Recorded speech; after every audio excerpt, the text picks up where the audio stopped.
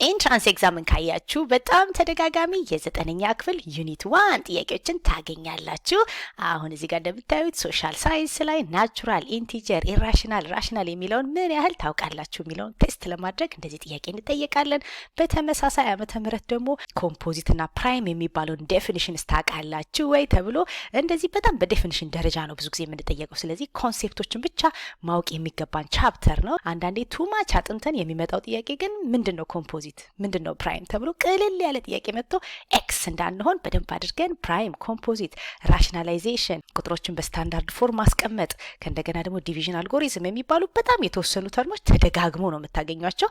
ይሄ እንደምታዩት ሶሻል ሳይንስ ላይ የመጣ የ2016 ጥያቄ ነው። በ2017 ደግሞ ራሽናላይዜሽን ተብሎ እንደዚህ መጥቷል። ናቹራል ሳይንስ ላይም ተመሳሳይ ፕራይም፣ ኮምፖዚት፣ ቁጥሮችን ስታንዳርድ መጻፍ፣ በቃ የታወቁ ሪፒት የሚደረጉ ተመሳሳይ ጥያቄዎች ናቸው። ቁጥሮችን መከፋፈል ራሽናል፣ ኢራሽናል፣ ናቹራል እያደረጉ መከፋፈል፣ ከዛ ቁጥሮችን በስታንዳርድ መጻፍ፣ ከዛ ደግሞ ሌላኛው ደግሞ ፕራይም እና ኮምፖዚት የትኛው ነው የሚለውን መለየት። ይሄ ተመሳሳይ ስታንዳርድ የሚለው ጥያቄ ነው። ከዛ ደግሞ ራሽናላይዜሽን ነው። በቃ ስለዚህ ታይፖቹ አንድ አይነት ናቸው። እነሱን ማስተር ካደረጋችሁ በቃ አለቀ፣ ቻፕተሩን ጨርሰናል ብለን ወደሚቀጥለው እንሄዳለን። ከ2017 ከናቹራል ሳይንስ ብንነሳ የተጠየቅነው ምንድነው? which one of the following is an irrational number ነው የተባልነው። ኢራሽናል ነምበር የምንለው የሆነ ቁጥር ኤ ኦቨር ቢ አድርገን ማስቀመጥ የማንችል ከሆነ ኢራሽናል ነምበር ይባላል። ለምሳሌ 1 2 3 ብለን የምናስቀምጣቸው እንደዚህ አይነት ቁጥሮች ራሽናል ናቸው። ምክንያቱም ከታች 1 አንደኛ፣ 2 አንደኛ፣ 3 አንደኛ አድርገን ማስቀመጥ እንችላለን። ወይም ደግሞ ፍራክሽን እንደዚህ 1 ሁለተኛ፣ 1 ሶስተኛ አይነት ቁጥሮች በሙሉ ራሽናል ነው የምንላቸው። ነገር ግን የሆነ ቁጥር እንደዚህ አድርጌ ወይ እንደዚህ 1 2 3 አድርገን ወይም ደግሞ 1 ሁለተኛ፣ 1 ሶስተኛ አድርገን ወይ ፍራክሽን አድርገን ማናስቀምጠው ከሆነ ኢራሽናል ነምበር ይባላል። አሁን ኤን ካየነው the square root of 0.04 የሚለውን እኛ በሌላ አቀማመጥ 400ኛ አድርገን ማስቀመጥ እንችላለን አይደለ? ይሄ ነጥብ 1 2 ብንሄድ 2 ዜሮዎች ነው የሚኖሩን። ከዛ 4ን ለብቻው ስኩዌር ሩት 100ንም ለብቻው ስኩዌር ሩት አድርገን ብናስቀምጥ 2 10ኛ እንደማለት ነው። ስለዚህ ኤ ኦቨር ቢ አድርገን ማስቀመጥ የምንችለው ቁጥር ስለሆነ ኤ ኢራሽናል ነምበር አይደለም። ግዴታ ስኩዌር ሩት ስለገባ ኢራሽናል ነው ማለት አይደለም። ከስኩዌር ሩት የማይወጣ እንደዚህ ተደርጎ የማይቀመጥ ቢሆን ኖሮ ኢራሽናል እንለው ነበር።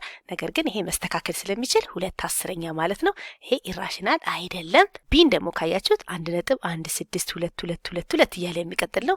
ይሄንን በፍራክሽን አድርገን ማስቀመጥ እንችላለን። ምናልባት ሌላ ቪዲዮ ልሰራላችሁ እችላለሁ እንደዚህ አይነት የሚቀጥሉ ቁጥሮችን ፍራክሽን አድርገን እንዴት እንደምናስቀምጥ። ነገር ግን የሆነ ቁጥር ሪፒት ካደረገ የሚደጋግም ከሆነ የሚደጋገመው ቁጥር ማን እንደሆነ የሚታወቅ ከሆነ ማለት ነው። ለምሳሌ እዚህ ጋር 1.16 ብሎ 2 2 2 ነው፣ የሚቀጥለውም 2 ነው። ስለዚህ የሚታወቅ ቁጥር ስለሆነ ሪፒቲንግ የምንለው ነው። ወይም ደግሞ ተርሚኔት ቢያደርግና ይሄ ነጥብ ባይኖርና በቃ እንደዚህ የሚቆም ከሆነ ደግሞ ተርሚኔቲንግ ነው የምንለው። ስለዚህ የሆነ ቁጥር ተርሚኔት ካደረገ እንደዚህ ወይም ደግሞ የሚቀጥልም ከሆነ ያ ራሽናል ነበር ነው እንጂ ኢራሽናል ነበር አይደለም። ስለዚህ ይሄም ኢራሽናል አይደለም። ሲን ካየነው ግን ስኩዌር ሩት ኦፍ 29ን እንደዚህ ኤ ላይ እንዳለው አስተካክለን የሆነ ቁጥር የሆነ አድርገን ማስቀመጥ አንችልም። 29ን ከስኩዌር ሩት ውስጥ ማውጣት ስለማንችል እንዲህ አይነት ቁጥሮች ምን ይባላሉ?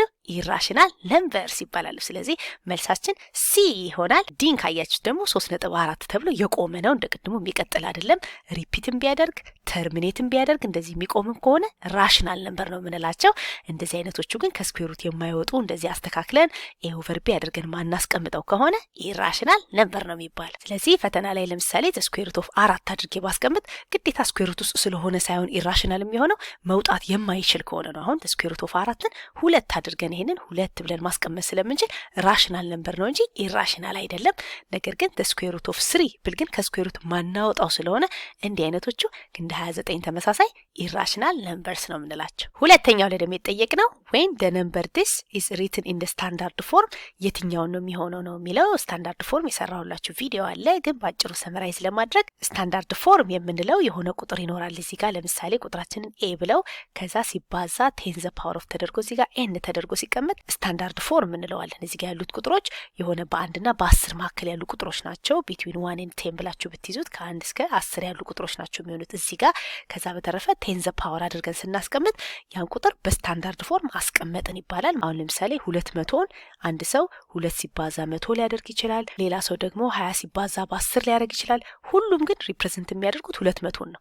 አሁን እንደዚህ የተለያየ እንዳይሆን ስታንዳርድ ፎርም የሚባለው የመጣው ለዛ ነው። ስታንዳርድ ፎርም ነው ከተባለ አንድ ሰው በአንድ አይነት መልኩ ነው የሚጽፈው የትም ዓለም ላይ ቢኖር ማለት ነው። ስለዚህ ይሄንን በስታንዳርድ ፎርም ስናስቀምጥ እንደፈለግን አንድ ሰው በ100 አንድ ሰው በ10 ሳይሆን የምናደርገው ምንድነው ይሄንን ነጥባችን መጨረሻ ላይ ነው ያለው በውስጠ ታዋቂነት። ከዛ ይሄ ነጥብ አንድ ወደ ኋላ እንሄድና ከ1 እስከ 10 ያለው ቁጥር ለማድረግ ይሄንን 2 እንደማለት ነው። 2 ሲባዛ 10 ዘ ፓወር ኦፍ 2 አድርገን ነው የምናስቀምጠው። ይሄ ስታንዳርድ ፎርም ይባላል ማለት ነው። ስለዚህ እንደፈለገ ሰው አንዴ 100 አንዴ 10 እያደረገ እንደዚህ እንዳይጽፍ በቃ 200ን በስታንዳርድ ፎርም አስቀምጡ ስንባል በውስጠ ታዋቂነት ነጥቡ መጨረሻ ላይ ስላለ ወደዚህ 2 ሺፍት አደርጋለሁ። ስለዚህ 10 ዘ ፓወር ኦፍ 2 ነው የሚሆነው። እዚህ ጋር 2 ነው የሚቀረኝ። 2 ሲባዛ 100 እንደማለት ነው። ግን በዚህ አቀማመጥ ስናስቀምጠው ይሄ ስታንዳርድ ፎርም ይባላል። ስለዚህ አንዳንድ ጊዜ ምንም ካልኩሌሽን ሳንሰራ የመጀመሪያውን ዲጂት እቺን ብቻ አይተን ከ1 እስከ 10 ያልሆነ በ1 እና በ10 መካከል ያልሆነ ቁጥር ከሆነ ካንስል ማድረግ እንችላለን። ለምሳሌ እዚህ ጋር 43 ነው። 43 መሆን አይችልም አይደለ? እዚህ ጋር ያለውን ቁጥር አቃለን በ1 እና በ10 መካከል ማድረግ ስላለብን ይሄ መልስ አይሆንም ብለን ከጅማሬው ኤክስ ማድረግ እንችላለን። ከዛ እዚህ ጋር ስንመጣ 4.3 ነው። ችግር የለውም በ1 እና በ10 መካከል ያለ ቁጥር ነው። እዚህም ጋር ትክክል ነው። ይሄ ግን 0.43 ነው። በ1 እና በ10 መካከል ያለ ቁጥር አይደለም። ስለዚህ ይሄንን ካንስል ማድረግ እንችላለን። በቃ ስታንዳርድ አይደለም ብለን ከጅማሬው። ስለዚህ ምርጫችን ከሁለት አንዱ ይሆናል። በትክክለኛው አሰራር እንስራ ካልን ግን ይሄ 43 የሚባለውን ቁጥር 4.3 አድርጌ ማስቀመጥ ከፈለኩኝ በ10 ነው ማበዛው። 10 ዘ ፓወር ኦፍ 1 እንደማለት ነው። ልክ እዚህ ጋር 43 የነበረው ቁጥር መጨረሻ ላይ ነው ነጥቡ። አንድ ብቻ ወደ ኋላ ስለሚሄድ ምን አደርገዋለሁ ማለት ነው 4.3 ሲባዛ በ10 እንደማለት ነው። ልክ እዚህ ጋር 2 ሲሄድ በ100 እንዳረኩትኝ እዚህ ጋር ደግሞ በ10 እንደማለት ነው። ከዛ ይሄ ደግሞ ሁለቱ አለልን 10 ዘ ፓወር ኦፍ 8 የተባለው አለ። ከዛ ደግሞ 10 ዘ ፓወር ኦፍ -5 አለ። ከዛ በኤክስፖነንት ሩል ደግሞ ቤዛችን አንድ አይነት ከሆነ 10 ከሆነ ቤዛችን እነዚህን ቀጥታ መደመር እንችላለን። አንድ 10 አድርገን ለማስቀመጥ ከፈለግን 1 ሲደመር 8 9 እና -5 4 ብለን ማቃለል ስለምንችል መልሳችን የሚሆነው 4.3 ሲባዛ 10 ዘ ፓወር ኦፍ 4 ይሆናል ብለን ዲ ይሆናል።